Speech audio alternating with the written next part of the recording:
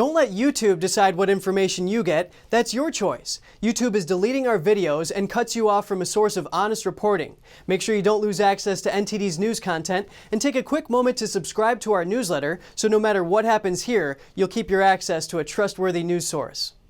Greyhound is calling on the Department of Homeland Security to prove that all detainees released by ICE test negative for the virus before they board its buses.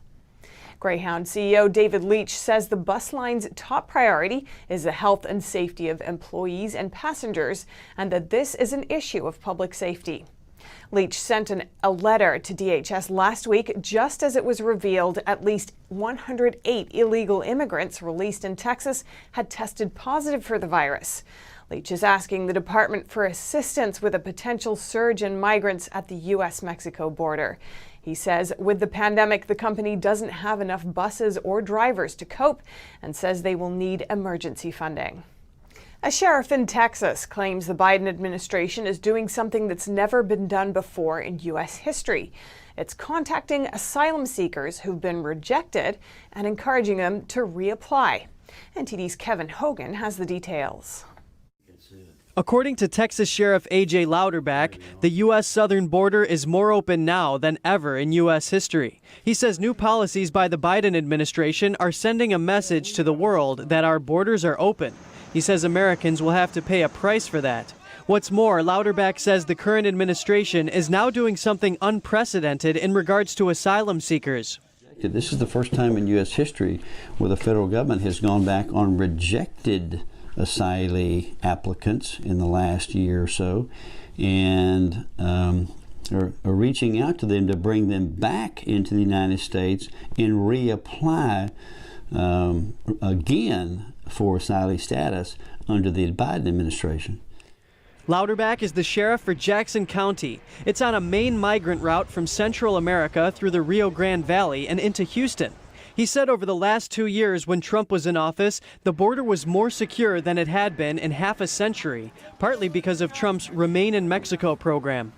So the Trump administration simply said, no, we're going to do migrant protection protocols as we're allowed to do by law, and we're going to do the asylum process, but you're going to have to stay in another country and then make application into the U.S. and then be brought in into an orderly fashion. But Louderback says Biden completely changed that and is letting migrants into the country, whether they're seeking asylum or not. The sheriff says for the last 3 weeks, over 1,000 people a day are coming across the Rio Grande Valley into the country.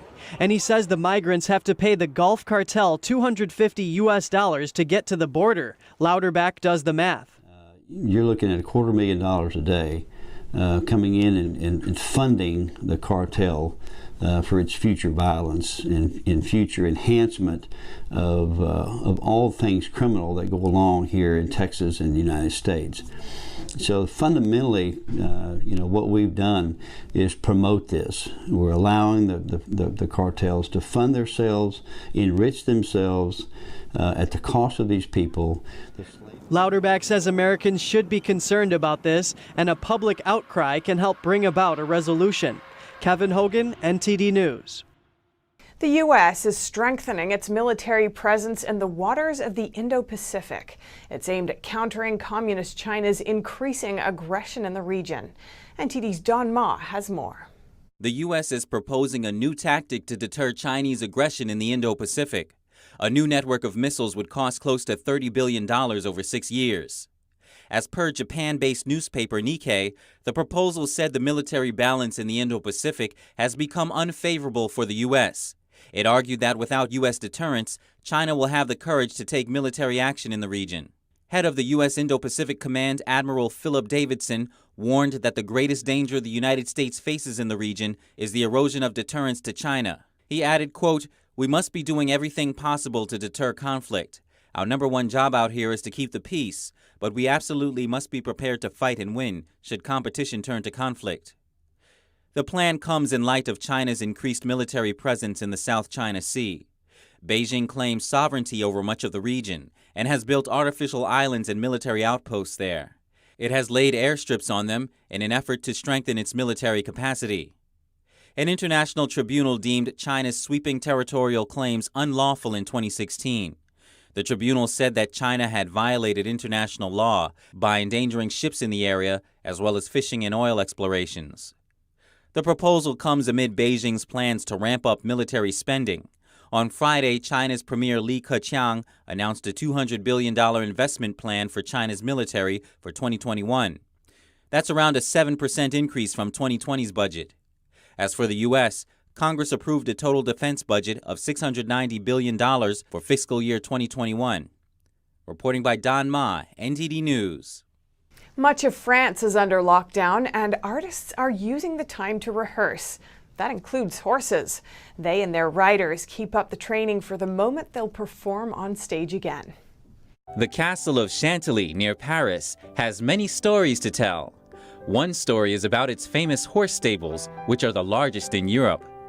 King Louis XIV's grandson built the great stables in the 1700s.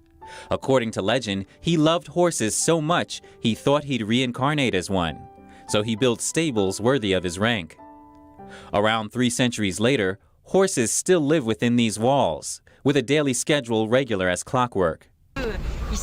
7 a.m., that's their first meal. I have him walked, then I have them walked. They just got out of bed, so that's a warm-up. After a walk in the forest around the castle, the horses are ready for training. Dancing training. Horses are dancers, high-level athletes.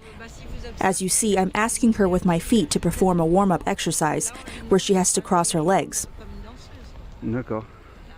After 3 years of training, it's showtime. The horse will be able to perform with a rider in a small circus. That's the goal for the 27 horses, donkeys, and ponies. Bename's father founded the Horse Museum here, and she follows in his footsteps, carrying on the centuries-old tradition of horse mounting. The princes were being taught the art of war in the 18th century, the art of hunting. This was a traditional teaching, as was the horse racing tradition in the 19th century. She said, although the traditions remain, it's different training horses to perform. She said her family also got help from famous American horse trainers like Pat Pirelli and Monty Roberts. Horse dancing is quite recent. Only the elites did it for some time. Horses have to be confident and trust their riders. There is a strong bond between us. We get to like each other. We spend some time together. Some think they're stars. They also have a personality of their own that we need to go with, so we take advantage of it when we create our shows. We consider each horse's feelings for it. Every horse has a beauty of his own that we showcase. According to her, some horses are happy to be in the limelight. With lockdown restrictions, the horses haven't seen their audience for about 6 months. The team at the stables hopes they'll be back on stage in April. David Vivez, NTD News, Paris.